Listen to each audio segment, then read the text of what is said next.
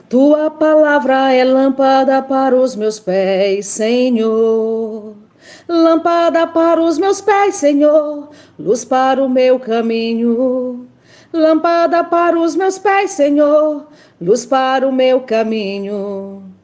A tua palavra é lâmpada para os meus pés, Senhor. Lâmpada para os meus pés, Senhor. Luz para os meus caminhos. Lâmpada para os meus pés, Senhor. Luz para o meu caminho. Espero que. Arrasou, obrigada. Será que o nosso convidado já está por aí?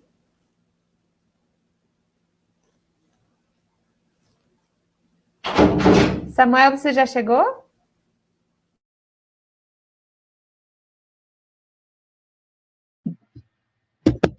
É por aqui? Oi. Oi, é aqui? Vocês estão me ouvindo aí, gente?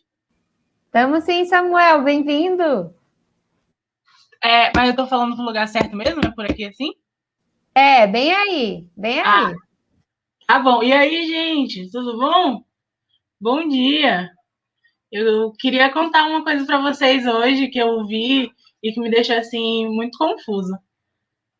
A Isabel já falou meu nome, né? Eu sou o Samuel e eu sou pastor de ovelha junto com ela, com a minha irmã Isabel, que vocês devem estar vendo ali, ó. A gente estava cuidando do rebanho e aí a gente encontrou outros pastores e aí eles não paravam de falar sobre o Nazareno que vinha fazendo milagres. Eu acho até que vocês já ouviram falar dele, um homem chamado Jesus. Isabel e eu, a gente achou a história fascinante. A ideia do Nazareno ensinando fora da sinagoga para gente comum, isso é muito, muito legal.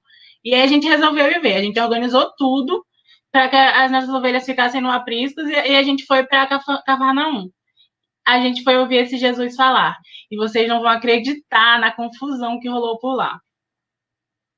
Mas assim, já que vocês não me conhecem e que eu sou só um mísero pastor de ovelhas, eu vou convidar vocês para lerem alguém que é conhecido de vocês e que testemunha isso que eu estou falando. E depois a minha irmã vai ajudar a gente a entender que rolê foi esse, como dizem aí as pessoas do seu tempo. Na verdade, agora eu tô até na dúvida. Vocês dizem rolê, vocês dizem treta. Enfim, eu não sei, mas vamos ler. Eu acho que tá em Marcos. E foram para uma casa, e fluiu outra vez a multidão, de tal maneira que nem sequer podiam comer pão. E quando os seus ouviram isto, saíram para o prender, porque diziam, está fora de si. E os escribas que tinham descido de Jerusalém diziam, tem Beelzebul, e pelo príncipe dos demônios expulsa os demônios. E chamando-os a si, disse-lhes por parábolas, como pode Satanás expulsar Satanás? E se um reino se dividir contra si mesmo, tal reino não pode subsistir. E se um reino e se uma casa se dividir contra si mesma, tal casa não pode subsistir. E se Satanás se levantar contra si mesmo e for dividido, não pode subsistir, antes tem fim. Ninguém pode roubar os bens do valente, entrando-lhe em sua casa, se primeiro não maniatar o valente, e então roubará a sua casa. Na verdade, vos digo que todos os pecados serão perdoados aos filhos dos homens, e toda a sorte de blasfêmia com que blasfemarem. Qualquer, porém, que blasfemar contra o Espírito Santo nunca obterá perdão, mas será réu do eterno juízo. Porque diziam, tem espírito imundo. Chegaram então seus irmãos e sua mãe, e, estando de fora, mandaram-no chamar. E a multidão estava assentada ao redor dele, e disseram-lhe, eis que tua mãe e teus irmãos te procuram, e estão lá fora. E ele lhes respondeu, dizendo, quem é minha mãe e meus irmãos? E, olhando em redor para os que estavam assentados juntos dele, disse, eis aqui minha mãe e meus irmãos. Porquanto qualquer que fizer a vontade de Deus, esse é meu irmão e minha irmã e minha mãe. Vocês ouviram, gente? Mas assim, Isabel, pode me ajudar aqui a explicar para esse povo o que foi que aconteceu? Porque eu acho que esse pessoal tá que nem eu naquele dia, sem entender nadinha. Oi, bom dia, pessoal. Eu sou a Isabel E eu sou irmã desse cabeçudo aí que vocês estão vendo. Ele é cabeçudo, ele é até teimoso, mas ele tá falando a verdade. E aquele dia encontrar Jesus naquele dia foi fantástico, foi algo impressionante. Eu já tinha ouvido falar que ele curava pessoas, que ele estava ficando famosinho lá pelas regiões de Cafarnaum. Mas ver ele pessoalmente, ouvir ele ensinando foi algo, nossa, tocou meu coração. Ele ensinava as pessoas com uma autoridade, ele ensinava sobre a vontade de Deus com uma autoridade que eu nunca tinha visto. Ele ressignificava a lei, sempre colocando a vida humana em primeiro lugar. E vocês ouviram como ele tirou de letra os fariseus? Foi muito bonito de ver, eles ficaram sem palavras. E Samuel, você está antecipando a história. Tá bom que o que o Samuel falou é verdade. Os mestres da lei viviam provocando Jesus, mas Jesus sempre acabava se dando melhor, sempre saía melhor na história, nos debates. Tá bom, mas já que você quer voltar para o começo, tudo começou com uma fofoca, não foi? Essa história de que os parentes souberam, queriam saber quem é que foi lá fofocar, isso sim. Mas que menino linguarudo, Samuel. A família ficou preocupada. Estava preocupado que ele estava perdendo o juízo. Tanta gente impura perto dele. Ele tocava nessas pessoas. Jesus, ele era conhecido pela sua família, né? Mas ele, de repente, a família percebia que ele estava curando e ficando famoso. Parece que a família ficou angustiada. Ou será que eles estavam mais preocupados com o que as pessoas estavam falando, hein? Eu tô dizendo, isso começou com fofoca. Ah, Isabel, você sabe que as pessoas gostam de uma fofoquinha. Toda fofoca começa com um comentário inocente. Ah, você viu, você sabia, ouvi dizer, fulano me disse. Dizem as más línguas, e a informação que é passada adiante sempre tem algum acréscimo. Porque, afinal, quanto mais apimentada for a informação, quanto maior for a fofoca, mais saborosa ela fica. E mais interessante e venenosa ela se torna. Bum! Nitroglicerina pura.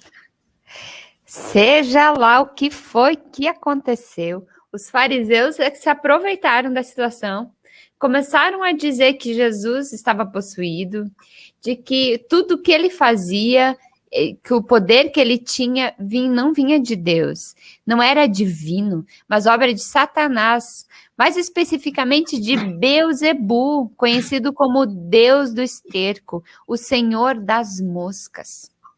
Mas por que eles fizeram isso? O que eles queriam? Bem simples, desacreditar Jesus. Quem se atreveria a seguir um louco? Quem se atreveria a dar ouvidos ao que ele dizia? Só se fosse essa pessoa fosse tão louca quanto, né?